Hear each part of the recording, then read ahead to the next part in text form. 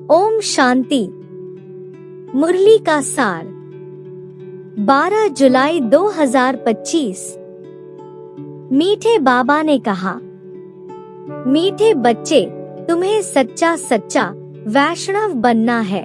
सच्चे वैष्णव भोजन की परहेज के साथ साथ पवित्र भी रहते हैं।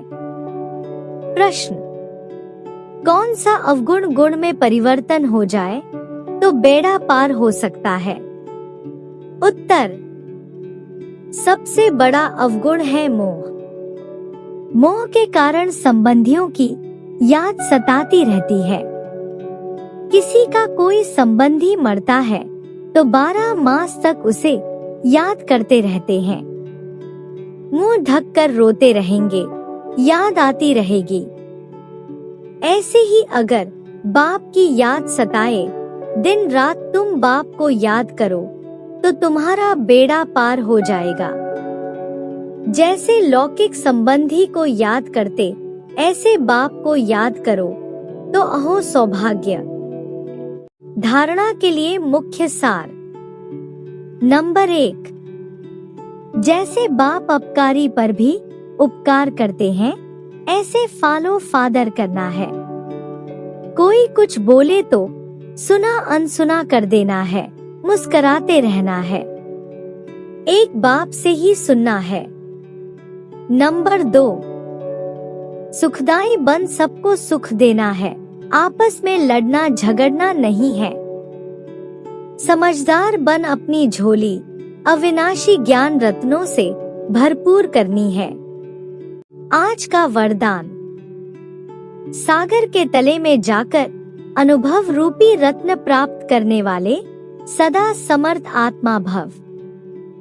स्पष्टीकरण है, समर्थ आत्मा बनने के लिए योग की हर विशेषता का, हर शक्ति का और हर एक ज्ञान की मुख्य पॉइंट का अभ्यास करो। अभ्यासी लगन में मगन रहने वाली आत्मा के सामने किसी भी प्रकार का विघ्न ठहर नहीं सकता। इसलिए अभ्यास की प्रयोगशाला में बैठ जाओ।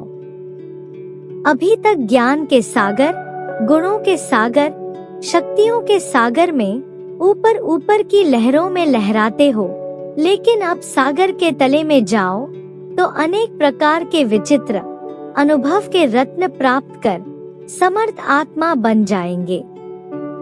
स्लोगन है, अशुद्धि ही विकार रूपी भूतों का आह्वान करती है, इसलिए संकल्पों से भी शुद्ध बनो। ओम शांति। अव्यक्त इशारा। संकल्पों की शक्ति जमा कर श्रेष्ठ सेवा के निमित्त बनो। जैसे ब्रह्मा बाप ने विशेष श्रेष्ठ संकल्प से बच्चों का आह्वान किया, अर्थात रचना रची, यह संकल्प की रचना भी कम नहीं है।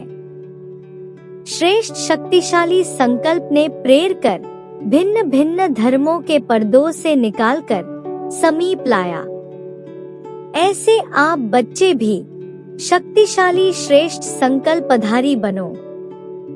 अपने संकल्पों की शक्ति को ज्यादा खर्च नहीं करो, व्यर्थ नहीं गंवाओ, तो श्रेष्ठ संकल्प से प्राप्ति भी श्रेष्ठ होगी।